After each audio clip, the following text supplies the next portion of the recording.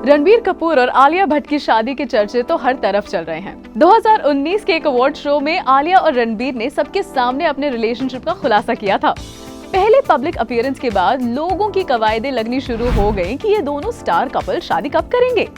ऐसे में जब उड़ती उड़ती खबरें आईं कि गुपचुप इन दोनों ने सगाई भी कर ली, इसके कुछ ही दिन बाद खबरों को पक्का सबूत भी मिल गया जब रणबीर और आलिया के परिवार ने इनकी शादी के न्योते अपने करीबी संबंधियों को बांटने शुरू किए। मगर एक तरफ दिल फेंक का रुतबा रखने वाले स्टार किड रणबीर हैं और दूसरी तरफ अपनी मेहनत से करियर की ऊंचाइयां छू रही आलिया हैं। लोगों को 39 साल के रणबीर और 29 साल की आलिया का मेल कुछ समझ नहीं आया। ऊपर से शादी की तारीख में लगातार देरी होने से लोगों को लगा कि शायद ये रिश्ता हो ही ना। मगर कहते हैं ना, कुछ जोड़ियां आसमान से बनकर आती हैं। अब कौन से सितारे हैं आसमान में जो जोड़ रहे हैं आलिया और रणबीर की तकदीर को, आइए जानते हैं।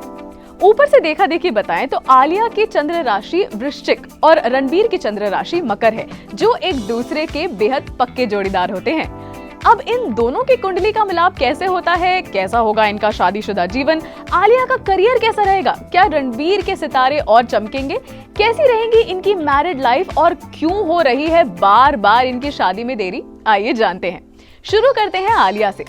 आलिया का बर्थडे है 15 मार्च 1993। समय है 4:10 सुबह के और जगह है मुंबई। आलिया की चंद्र राशि स्कॉर्पियो बनती है यानी कि वृश्चिक।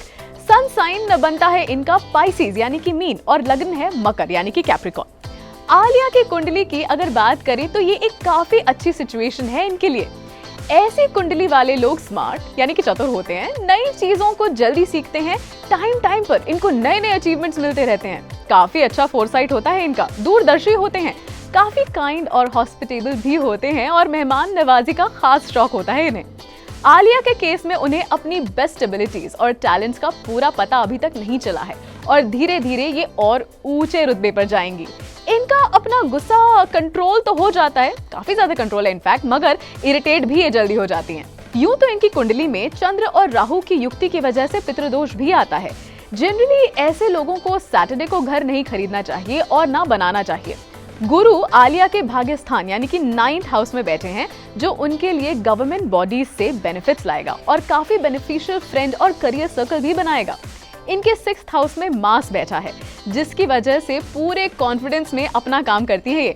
भले ही इन्हें बहुत सारा क्रिटिसिज्म मिले कि स्टार किड होने पे और कभी कभी छोटी मोटी बातों पर क्रिटिसिज्म लेकर भी आगे बढ़ जाएंगी।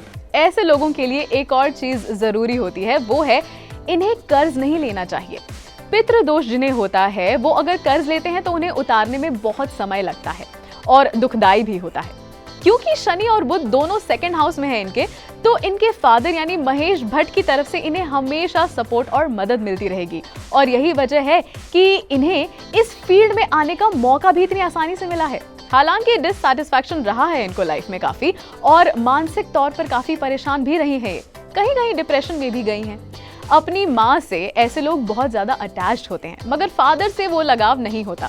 पिता जहाँ इन्हें इतना सपोर्ट करते हैं, उनके एक्सपेक्टेशंस जो है ना वो इनसे बहुत ही ज्यादा हैं।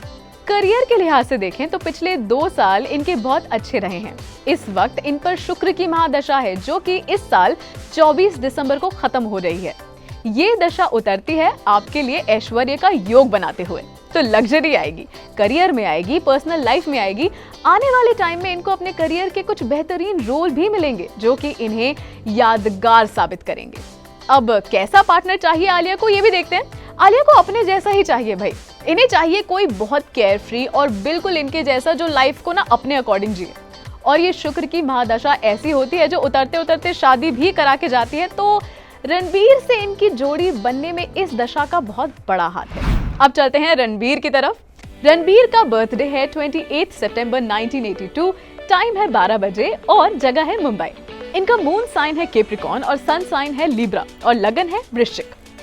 ऐसे लोग ज्यादातर अनप्रेडिक्टेबल बिहेवियर के होते हैं, कब गुस्से में आ जाएं, कब खुश हो जाएं, पता ही नहीं चलता। लोगों को मौका नहीं देते, प्री जज करते हैं, काफी स्ट्रेट फॉरवर्ड भी होते हैं, या यूं कहें कि थोड़े मुंहफट भी होते हैं, मिस्टीरियस भी होते हैं, थोड़े से सीक्रेटिव होते हैं, बहुत क्रिएटिव भी होते हैं और उतने ही जिद्दी भी होते हैं। Always ready to fight for the right. और इनका ना हमेशा ही एक क्यूरियस सा नेचर रहता है। इनकी भी कुंडली के अष्टम भाव में राहु है, तो इनको भी पितृदोष है। जिससे भाग्योदय में समय लगता है।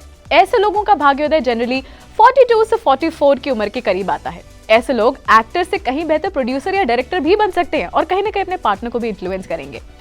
ऐसे केसेस में पिता का नाम काम नहीं आता है, उनको खुद से मेहनत करनी पड़ती है और वही जो है इनकी पहचान बनाती है। इसी वजह से विवाह में भी देरी होती है इनके। रणबीर पर शनि की 7.5 भी चल रही है, तो इनके पार्टनर पे भी प्रभाव पड़ेगा। अब कितना आएगा ये तो बाद में बताएंगे, मगर उससे पहले बता दें कि ऐसे लोग बिल्कुल राजा के समान जीते हैं और अपनी धुन में जीते हैं। रणबीर की कुंडली से पता चलता है कि पास्ट में ये काफी डिप्रेशन और मेंटल स्ट्रेस में रहे हैं और पिता के साथ संबंध अच्छे बिल्कुल नहीं थे, जैसे कि पूरे बॉलीवुड को पता है। इनकी मां नीतू ने इस पूरे मसले में इनका बहुत सपोर्ट किया और बड़ी मशक्कत के बाद इन्हें इन प्रॉब्लम से निकाला। पिता के आखिरी वक्त में रणबीर को उनसे अटैचमेंट जरूर हुआ, मगर तब तक तो ऋषि कपूर का अंत समय आ चुका था। इनकी कुंडली में एक और खास चीज है कि 11th हाउस में सारे ग्रह बैठे हैं। ऐसे में सारे ग्रहों के ऊपर सूर्य चमक रहा है। ऐसा होने से बाकी ग्रह उतना प्रभाव नहीं दिखा पा रहे जितना उनको दिखाना चाहिए, तो लाभ की संभावना कम हो जाती है। ऐसे में इच्छा पूर्ति यानी कि मन मुताबिक चीजें तो होती हैं, मगर उतना लाभ नहीं मिलता जितनी मेहनत करते हैं। इतने बड़े एक्टर होने के बावजूद, इतने बड़े एक्टर के बेटे होने के बावजूद, इतने अच्छे रोल्स मिलने के बावजूद भी सफलता रणबीर को उतनी नहीं मिली जितनी मिलनी चाहिए। ये तो आपने भी नोट किया होगा। हाँ, ये जरूर है कि इनका बृहस्पति अच्छे स्थान पे बैठा है, इसलिए इनको कुछ ना कुछ लाभ तो मिलता ही रहता है। जैसे कि हमने पहले बताया कि भाग्योदय 44 के बाद जब होगा तब बहुत कुछ इन्हें मिलना शुरू होगा, क्योंकि 7.5 खत्म होगी उस टाइम पर। अब 7.5 वाला वर हो अगर, तो कन्या पर क्या प्रभाव पड़ेगा ये आप समझ सकते हैं। जीवन साथी के करियर पर भी ये असर तो डालेगा ही, मगर आलिया जैसा जीवन साथी होगा तो फिर क्या होगा, ये तो आलिया और रणबीर की कुंडली मैच करके अब हम आपको बताएंगे। कुंडली का मिलान 2 तरीकों से होता है। अष्टकूट मिलान में अगर हम देखें तो रणबीर और आलिया के 20 गुण मिलते हैं और दशकूट मिलान अगर देखें तो 17.5 गुण मिलते हैं। 17 से 20 के बीच जब गुण मिले तो शादी ठीक ठाक संभावना से बनती है। दोनों जातक को अपनी तरफ से मेहनत करनी पड़ेगी इस विवाह को सफल बनाने के लिए। So if they both try, it is definitely a win win. Ranbir के ऊपर 7.5 का प्रभाव तो है, जो कि उनके करियर को स्लो बनाता है। अब ये प्रभाव इनकी होने वाली पत्नी यानी आलिया पर भी पड़ता। उनके करियर की गति भी स्लो हो जाती, मगर आलिया तो आलिया है, सितारे भी इनकी पकड़ में हैं, तो ये रणबीर को ऊपर खींच कर ले जाएंगी। और वो कहावत every successful man has a woman behind him, इसको आलिया चरितार्थ करेंगी। इनकी शादी की डेट्स जो है उनका बार बार बदलना भी इस बात का सबूत है कि शनि का असर यहाँ पर है। यूं तो शादी अच्छी ही चलेगी क्योंकि दोनों का नेचर एक जैसा ही है। सेम टू सेम नेचर में जो होता है उतने ही झगड़े होंगे इन दोनों के बीच, मगर आलिया रणबीर को समझ भी लेंगी और समझा भी पाएंगी। आलिया के भाग्य से रणबीर को सबसे पहले बेटी होने के चांसेस बहुत ज्यादा हैं, मगर वो तो आगे की बात रही। अभी तो बस हम आलिया और रणबीर को विश करते हैं a very happy married life.